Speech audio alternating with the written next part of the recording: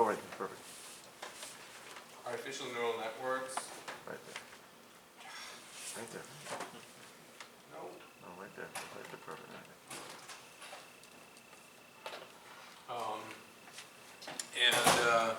Yeah, so we're mainly going to discuss how training neural networks work, and we're going to talk about the basic perceptron and the multi-layer perceptrons, so some basics on neural networks. And on Wednesday we're going to talk about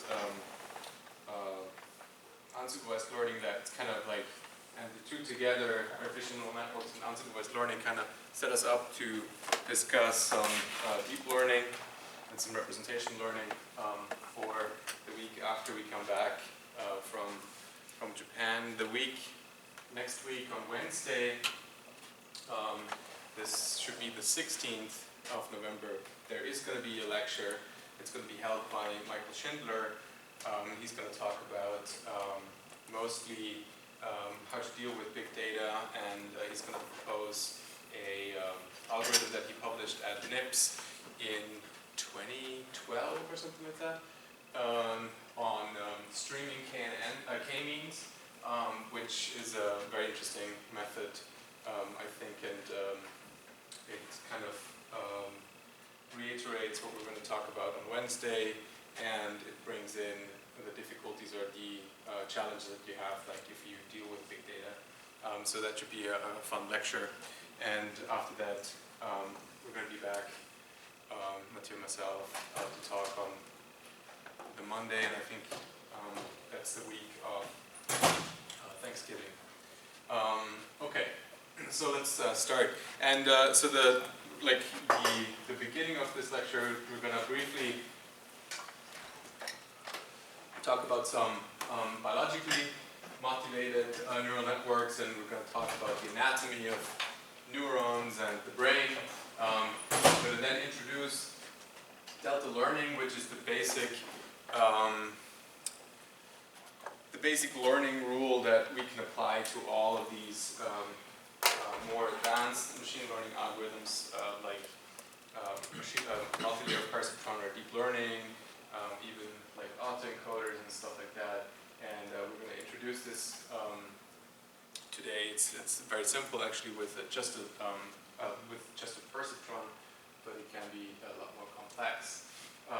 As I said, we're going to talk briefly about different architectures. We'll also talk a little bit about recurrent neural networks. That's just to kind of set us up for more complex methods like long short-term memory neural networks. I'm not sure if we're going to get to those. And yeah, I'm not going to talk about this because we have already talked about this before, but it's just as a reminder that we had this in our lecture before. We used the echo-state networks to classify laughter. You should have that in your slides. Echo-state networks are kind of like a special case of these recurrent neural networks. They are actually a different type, where it's more of like a reservoir computing kind of neural network, where the information about the dynamics and the data that is present in the sequence that is analyzed is kind of like encoded in a reservoir, much like in a human brain, where a state of information is encoded through dynamic connections between neurons. So let's get into the biological motivation. Just a sentence that's kind of interesting is that the brain is the most complicated kilo of matter in the universe, at least as far as we know. But yeah, so the brain is super complicated, and let's just compare how the brain fares against a computer. So in computers, I don't know, like everybody kind of now in your laptops has like, I don't know, probably 4 cores or something like that. So it's small cores, small number of cores. Some supercomputers have a lot more cores. These GPUs have a lot, like 1,000 or something like that. But unless you have a very, very high-end supercomputer, you're not going to exceed these numbers. So you have a few complex processing units. These processing units have very small connectivities, so they're not like highly connected amongst each other. You have a very fast clock frequency in the gigahertz usually nowadays, but I guess you've all seen the trend that we're not moving upwards on the gigahertz anymore, but more like stagnant there, but like branching out to more processors. The other interesting thing is that they have a very low error tolerance, so if one of those connections and the zeros and ones are not encoded the right way, there are faults, probably even the network's gonna, or the computer's gonna break, and the program's gonna fault, so it has a very low error tolerance. And yeah, so errors often lead to a total stop. And another interesting component or concept is that the program for the machine to run, like your operating system or the software that you're designing, is explicitly programmed. It's written by hand, by you at some place, and there is a clear separation between the data that is processed and the program that is being run. So there's no overlap between the two. You can already imagine, okay, if we compare that to the human brain, well, we're going to have big changes in all of these points here. So first, we have many very simple processing units. So they get an input, they do something with the input, that usually they spatially and temporally integrate information. So a neuron gets information from from many other neurons, and it collects this information over time and space because it gets it from different regions of the brain, and then it makes a decision. The decision is fire or not fire. That's all it does, right? I mean, obviously there's a lot more that goes on, but this is how simple we can work with it and we can simulate it, okay? So they have super high connectivity, and the frequency, and we're going to talk a little bit about these connectivities, which are actually called the synapses. So these are connections between neurons, which are very important, and if you kind of multiply these numbers with each other, you know how many synapses there are in the brain, which is kind of insane, if you think about it. And then we have a very low calculation clock, where the computer clock is very low. So it's about 100 hertz or something like that. Okay, but it's not much faster than that. So nowhere near gigahertz. But if you think about these billions of neurons firing at these frequencies, how much is actually going on in the brain. So that's a lot of activity there. It has a very high tolerance rate. You can knock somebody in the head. A few neurons may die, but the person's gonna be okay. Not gonna forget how to say hello or good morning or something like that. And so there is very high error tolerance. I don't know if you've heard, but there are individuals that actually had metal rods through their head, and they could still communicate. They changed, but they were not completely stalled. They could communicate and live on. And yeah, our errors often only lead to partial failure and can be corrected. So actually, the plasticity, the ability of the human brain to repair and to form new connections and to learn, is actually quite fascinating. So this is one of the most interesting things about it. We're learning through examples. So babies, we babble to babies until they learn how to phrase these vowels or phonemes, and then at some point they learn how to speak because people talk to them, and they learn how to walk because they observe, they try out, and so on. So it's kind of this mix of supervised learning, unsupervised learning about perceiving the world, or is touching stuff, oh, this is this kind of texture, the floor is a fuzzy texture, and so on. So kids learn through exploring and reinforcement learning and supervised learning kind of like all mixed together. So this is kind of interesting. And then one other interesting part, and I think this is kind of becoming more and more interesting with deep learning, is that there is no separation between data and program. So all your memory and the knowledge that you have in the neural network is the same type of structure and programming as the program itself. So both the process that runs the human and the process that like stores your memory is the same process. There are no differences between those neurons. There are differences between the connections and where they are going with these connections. But the basic structure is the same.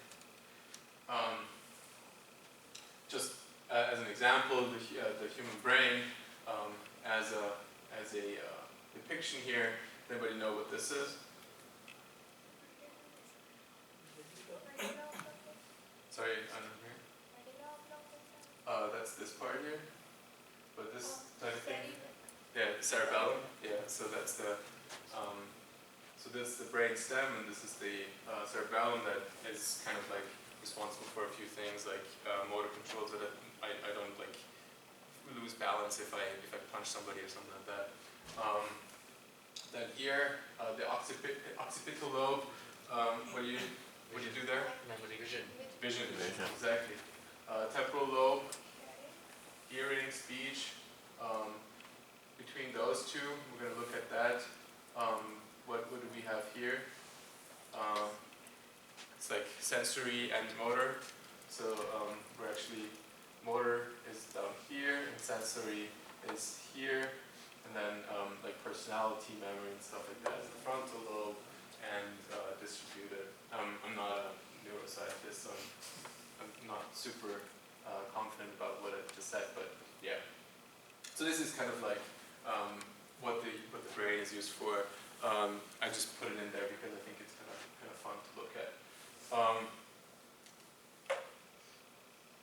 As I said, so we have a sensory strip or a somatosensory strip and the motor strip, and they're kind of interesting because it's like there's not one neuron for this finger and one neuron for that finger, or a neuron for my tongue, etc. So there are many neurons for places in the body where sensation in the somatosensory strip is high, and there are many neurons for complex tasks in the motor control, and dependent on like how much the body needs like information to control these parts, that's also represented in the number of neurons that are there. So as a comparison, even though our feet are kind of big and like our legs are even bigger than our body, the torso is huge in respect to like how big a person is, the representation of those neurons is pretty small. So this is kind of like why this homunculus has like small, like kind of large feet for the size of the legs, but pretty small still, and then a super tiny torso and then a ginormous hand, right? So like we have many more neurons that control our hand movement than our like basically lower body, okay? And then again, the facial expressions and facial movement is super complex, and so like you have a lot of neurons that represent the facial movements, and then you also have like a bunch of neurons that control the tongue movement and speech production and so on. Okay, and the same is kind of like for the sensory parts. You can do some interesting experiments where you like put two needles to the back of like a person, and you ask them like, is it one needle or two needles, and like you can find out how far apart you need to be for them to actually like feel that there are two locations where you touch them rather than just one location. And if you do the same thing with their eyes closed on the hand, it's like much more closely together, and like when you realize that you have two points of touch rather than just one point of touch. This is kind of something interesting you can try out yourself. Okay, so like how does a single neuron look like? Well, a single neuron looks like this, where you have the cell, so this is the center of the neuron, the nucleus in here, and so our primary neuron that we're looking at is kind of like depicted in red, and then there are other neurons that are connected to this. They're kind of like depicted in this beige kind of color, and where they connect are the synapses, which are actually the points of communication between two neurons. So the information arrives here at the synapse end of the previous neuron. That like some neurotransmitters are being like inserted into the brain, so to say, outside of the neurons, and then they are communicated through receptors, and then so the neuron collects all this information around the dendrites that it has. So the dendrites are basically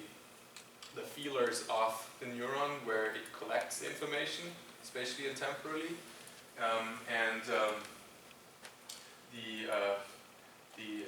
so the axon with all the axon, what's it called? Like the axon connections are where the neuron communicates with other neurons. Okay, so you collect all this information here, and basically once we have collected enough information and we reach a certain threshold at the axon hillock, we produce a signal that is transmitted along this axon here. And does anybody know what these blue things are? The Myelin sheath, exactly. And they're there for? insulating the connection. It's insulation so that they can fire faster, and that the information goes a lot quicker along these connections. Very good. Okay. So, yeah, so this is just to sum up, kind of like information is transmitted through the axon, and the neuron knows when to fire, when to produce an output once it has kind of reached a certain threshold, and the threshold has to be reached through a summation of positive and negative weights. So there are inhibitory and excitatory synapses. So a neuron can have a connection to another neuron that inhibits that other neuron, but it can also have a connection to another neuron that excites the neuron. Okay, so that's kind of like excitatory versus inhibitory.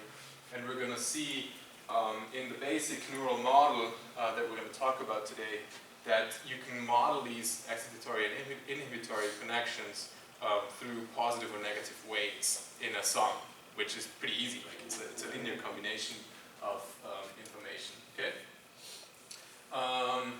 And if the certain threshold is met, an action potential is sent along the axons, and the axon and ends in the axonal ends, the synapses.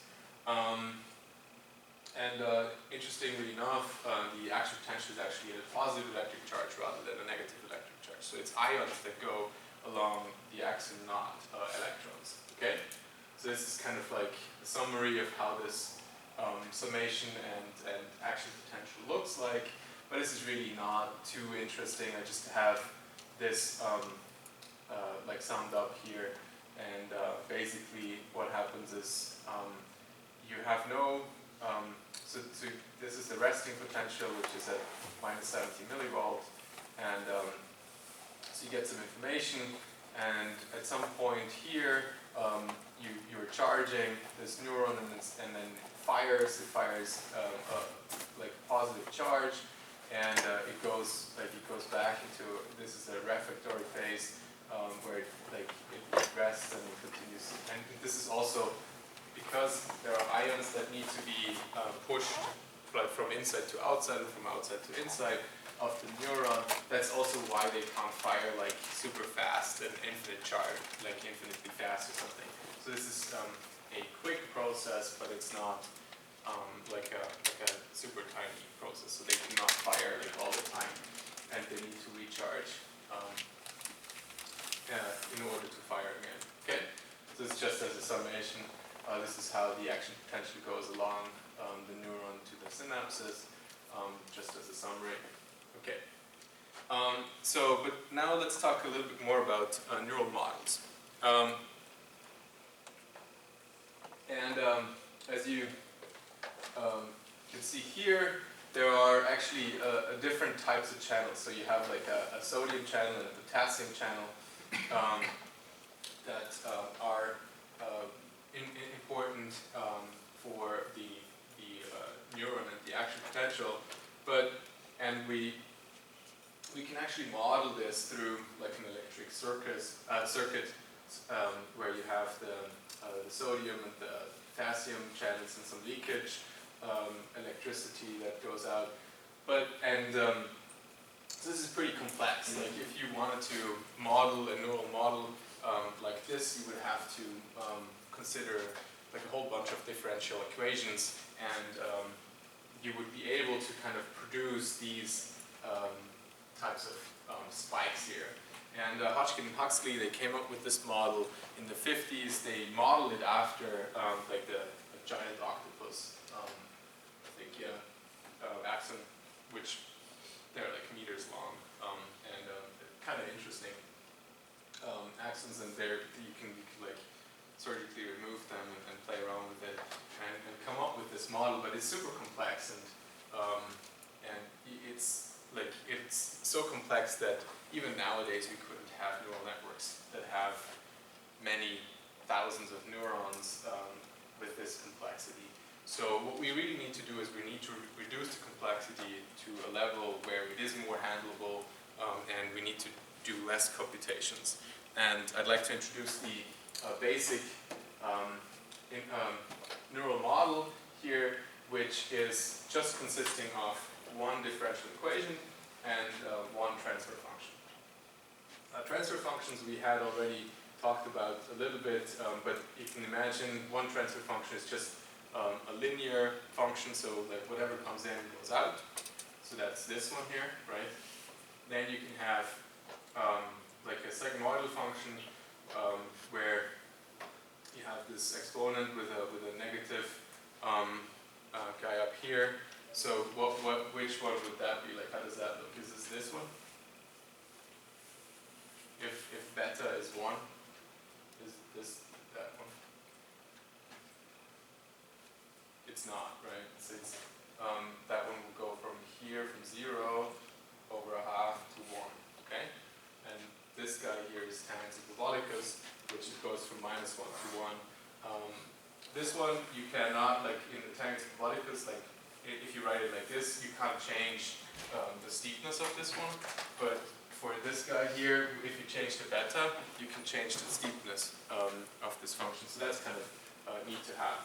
Okay, but these are just the transfer functions which you apply to the membrane potential. So U is considered the membrane potential. This is what my current state of the neuron is like. And then with this function, I decide what to output. This is Y is the output of the neuron, okay? So that's important. Okay, so this now is a differential equation, so you can think of this like, okay, so this is this is the next action potential that I have. So this is not what I have now, but this will be the next one, okay? This is the one that I have right now, okay? So, and because it's a differential equation, I need to differentiate this, and so I end up with a minus there. What does that mean? So what function do you know that if you differentiate it, it's the same plus a minus in front of it? Exponent minus. Exponent minus, exactly. So this is how we can make sure that our action potential always goes down if there's no input, okay? And so we don't want a neuron that just fires on its own, because that would be kind of weird to have. Then we have X. So X is what? X could be light or sound or something else. So it's coming from the outside world into my human brain, and it excites my like retina neurons or whatever. So that's some external input, okay? That's that. And then what is this sum? Well, the sum is kind of the spatial temporal integration between what I collect as a neuron from all the other neurons, okay? So y, again, is the output of a neuron, okay? And in this case, it's the output of a different neuron because we're calculating for j, but this is I. So this is from another neuron that is being sent to me, and I multiply that by c, and it has two indices. That means that this c is the weight for the connection that I'm looking at right now. So I'm looking at the connection between the neuron I to neuron j. If we wanted to turn it around from neuron j to I, that would be another connection. So this is from the neuron that I'm talking about right now towards a different one, okay? So the order matters here, so it's not a symmetrical, or not necessarily a symmetrical matrix. Okay, so this is the synaptic weight. If this is negative, it's inhibitory. If this is positive, it's excitatory, okay? And what is this dij? I could have probably written it as a delta and would make more sense maybe. But it's kind of like the time it takes for the information to go from one neuron to the other. And we can think of this as like 1 all the time, so it doesn't really matter. So this is always 1. Okay, so there's no need for us to like model the length or the time that it takes for information to go from one place to the other. That's just additional stuff that we don't need. So in the end, we have a pretty simple model, which basically is just the membrane potential, external input, and all the input from all the other neurons. And this uj of t then goes into a function, and that defines our output. Okay? So, but these things are not spikes. These are not firing. Like, this is not firing neurons, right? This is something else. This is like a number from, I don't know, in this case, -1 to 1, or in this case, 0 to 1. So these are not neurons that fire, because firing neurons is really hard to like simulate. These are neurons that have, they're basically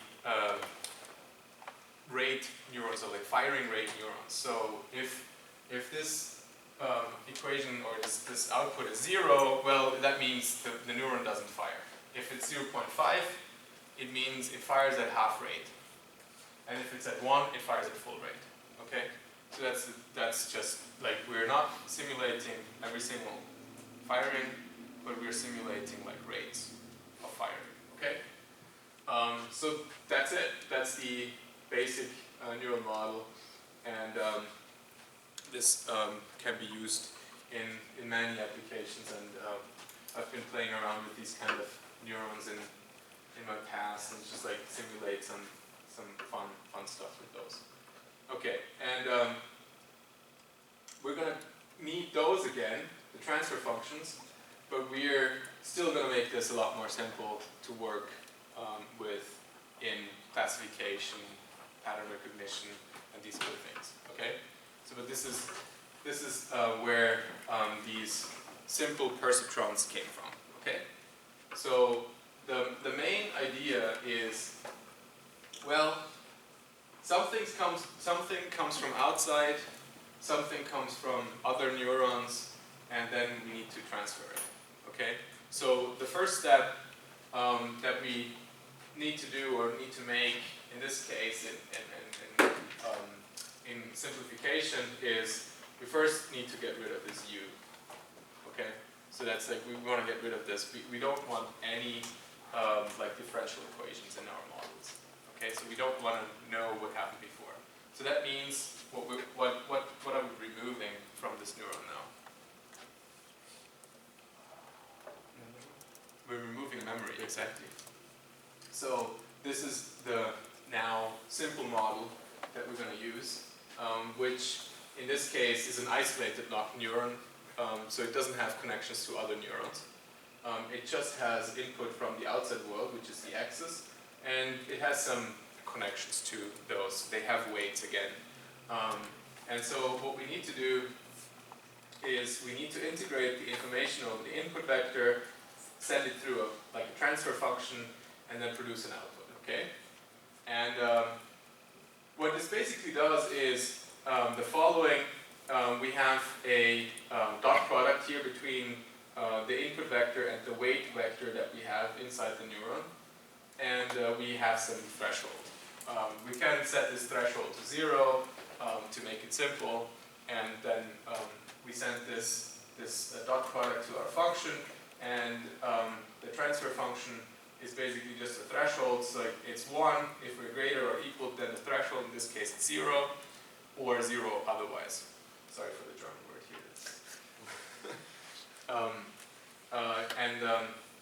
So this is basically how this threshold model works. Okay.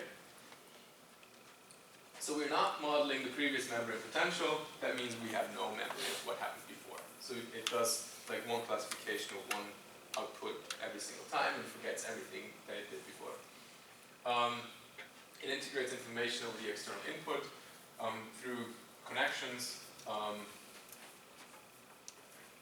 and synaptic weights are stored in C, which is just a vector in this case, and the output is based on a scalar product or dot product between the input and the weights. Okay? And you can also use other transfer functions, but in this case we just use this simple neural model. Okay? So how can we make this more complex? Like this is just producing zeros and ones, and it's isolated. It just takes external input. Connecting it with other. We connect it to other ones. It's like this. So this is really like the blueprint for multi-neural networks. Like in this case, we have like 2 layers. Like we have an input layer.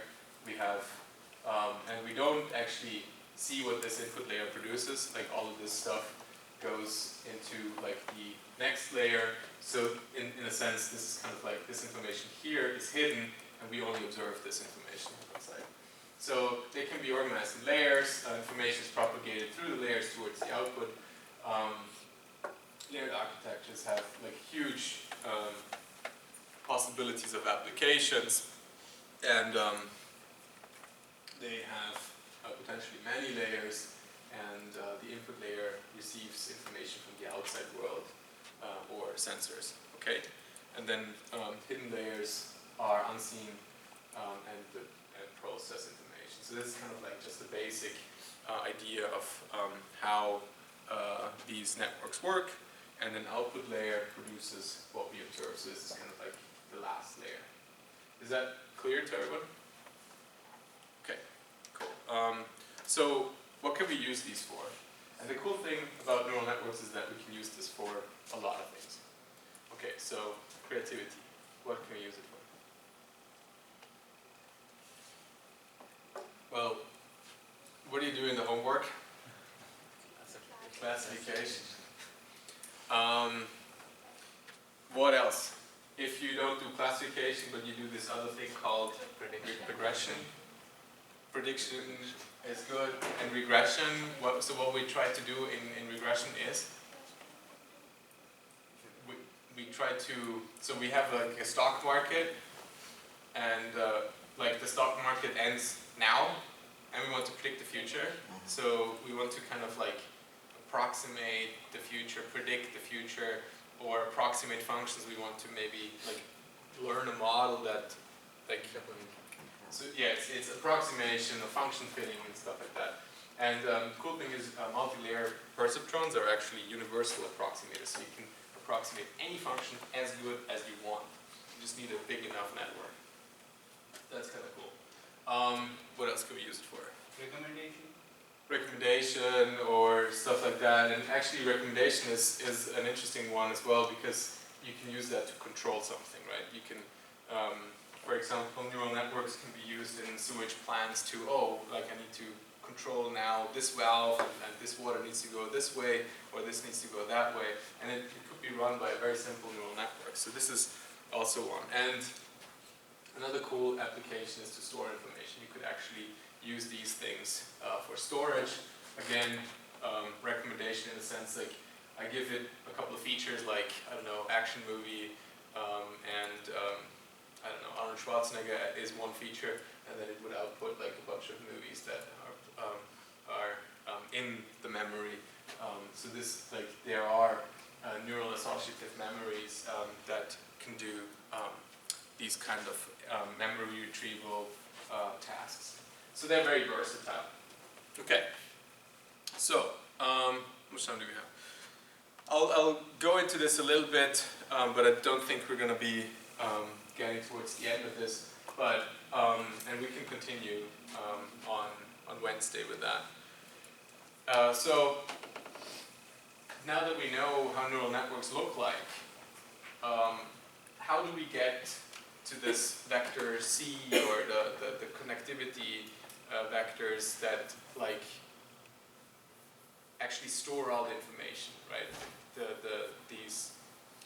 The dot product is always the same, right? Like you have the input, and then you multiply it piecewise, or like location-wise with a weight vector to produce an output. Well, where does this C come from, right? So this is the most tricky part, obviously, that we need to learn the C. And well, what is learning? Well, it's gaining new knowledge, or to store in memory, and in like human brain mechanisms. Neural learning are less understood, but we are pretty sure that action potential is important. And you might have heard of like the Hebbian learning rule, that pre-synaptic and post-synaptic excitation, or like activity, is actually responsible to increasing the connection strength between two neurons. But it's not like what we're going to do today. There are kind of two pathways to kind of learn something in neural networks, and one way would be to change the topology to kind of create new connections and to change the network itself, right? But that's very, very complex, and like it's actually not very easy to come up with learning algorithms that learn how to change the topology and like rewire connections. But that's like our brain learns like that. But the second one is more interesting, where we change the synaptic weights and like retain the structure that we have. So the neural network doesn't change, but the weights of the neural network change. All right. Yeah, this is just an additional information. Learning process is slower than the update mechanism.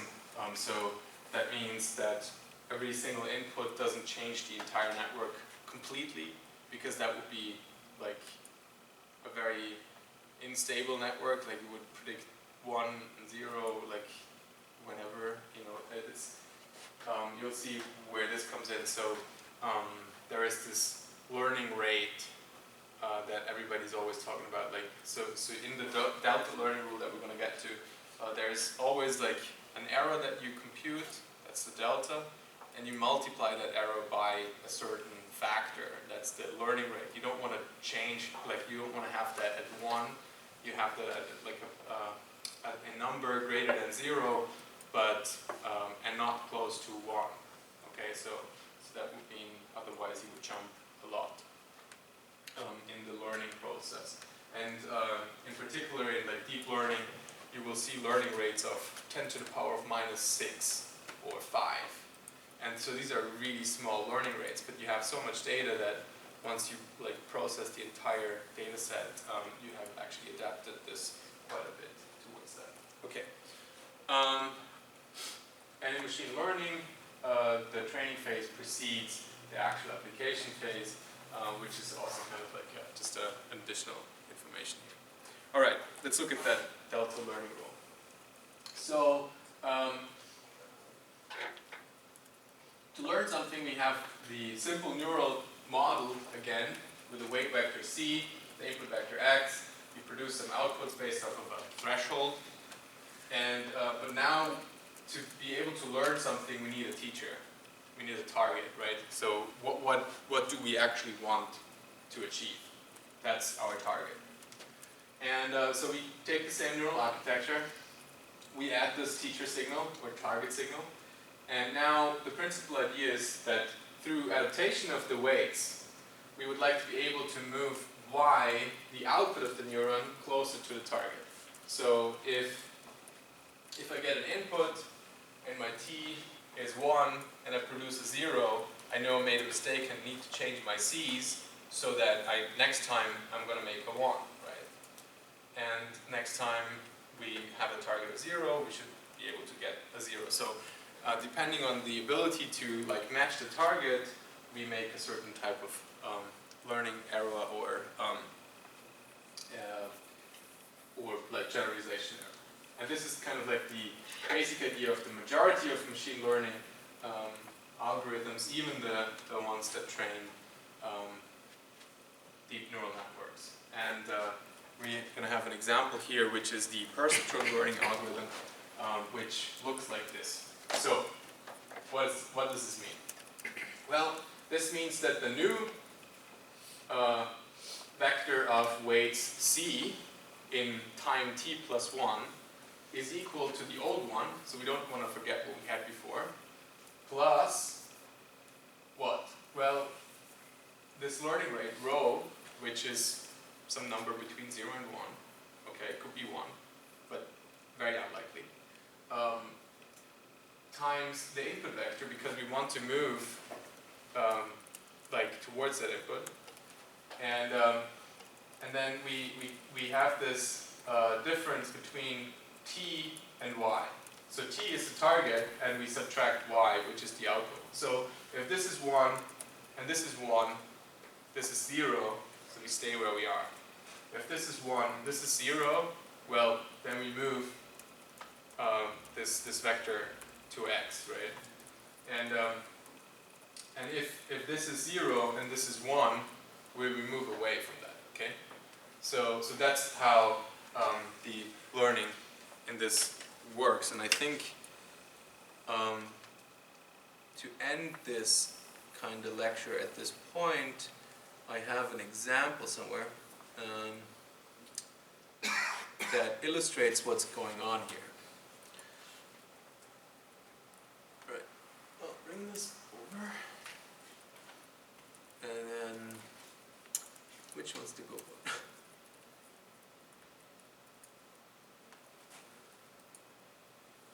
All right. What's up? Nothing.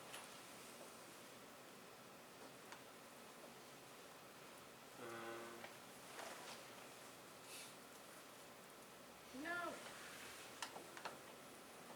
All right. That was not the right one.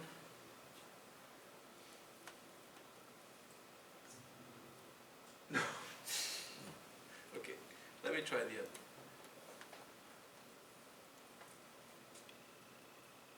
Why is this not working anymore?